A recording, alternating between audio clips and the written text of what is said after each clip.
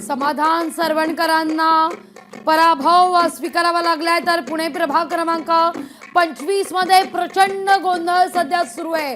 गणेश बोकरे आणि रुपाली ठोंबरे प्रचंड संतापलेले आहेत, आक्रमक झालेले आहेत। पोलीस आणि भोकरे आणि रुपाली ठोंबरे यांच्यात मात्र चांगलीच शाब्दिक चकमक होताना दिसतेय। अधिकारी कर्मचाऱ्यांमध्ये वादावादी झालेली आहे। पुण्यामध्ये आपण पाहतोय तर नाशिकमध्ये शिवसेनेचे 4 उमेदवार विजयी होताना दिसतायत। प्रभाग क्रमांक 6 मधून शिवसेनेचे 4 उमेदवार विजयी।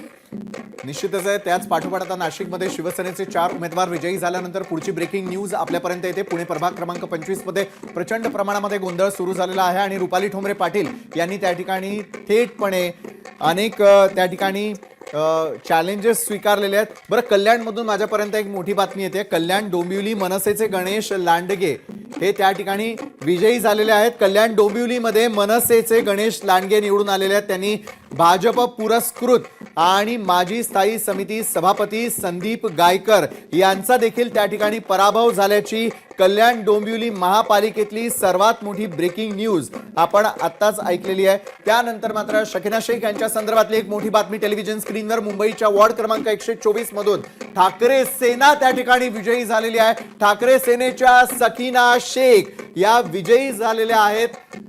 शिवसेनेच्या ज्योती हारून खान या मात्र त्या ठिकाणी पराभूत झालेल्या आहेत। ज्योती हारून खान यांनी देखील आपली ताकद पणाला लावलेली होती, मात्र त्यांचा पराभव स्वीकारावा लागलेला आहे। मुंबई वॉर्ड क्रमांक 124 मधून ठाकरे सेना मात्र विजयी होत असल्याचं आपण यावेळेला पाहतोय। मालेगाव मधून देखील सगळ्यात मोठी बातमी आपण पाहणार आहोत। माजी महापौर ताहेरा रशीद शेख या विजयी झालेल्या आहेत। शेख यांच्यासह इस्लाम पार्टीचे 4ही उमेदवार विजयी झाले।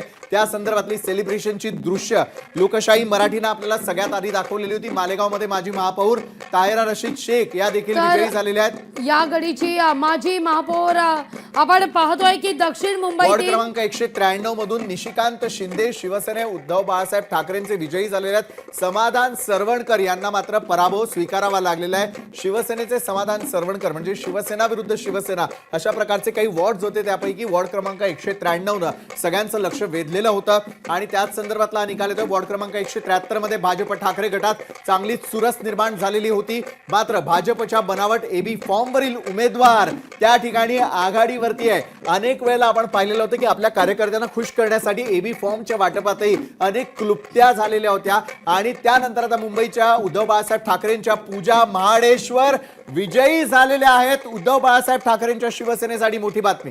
या घडीची सगळ्यात महत्त्वाची ही अपडेट आपण पाहतोय, तर मुंबईतल्या काही महत्त्वाच्या ब्रेकिंग मी पटापट सांगते तुम्हाला। दक्षिण मुंबईतील वॉर्ड क्रमांक 214 215 मध्ये भाजप विजयी होताना दिसतेय, तर 216 आणि 217 या ठिकाणी मतमोजणीला सुरुवात। तर धारावीची ही दृश्य टीव्ही स्क्रीनवर तुम्ही या क्षणी पाहताय। जल्लोषाला घोषणाबाजीला या ठिकाणी सुरुवात झालेली आहे। धारावीतली ही दृश्य आपण या क्षणी पाहतोय। ठाकरे गटाचे जगदीश थेवलपिल टपाली मतमोजणीत आघाडीवर आहेत, तर रवी राजा टपाली मतमोजणीत पिछाडीवर असल्याचं पाहायला मिळत आहे।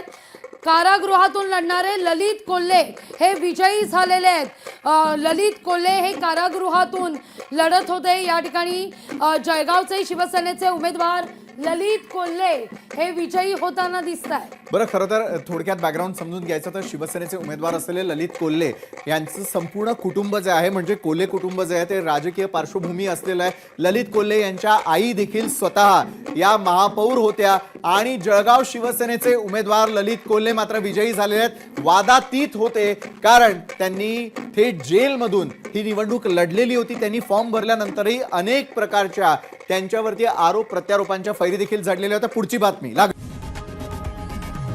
लोकशाही मराठी ऐका, पहा, जागरूक रहा।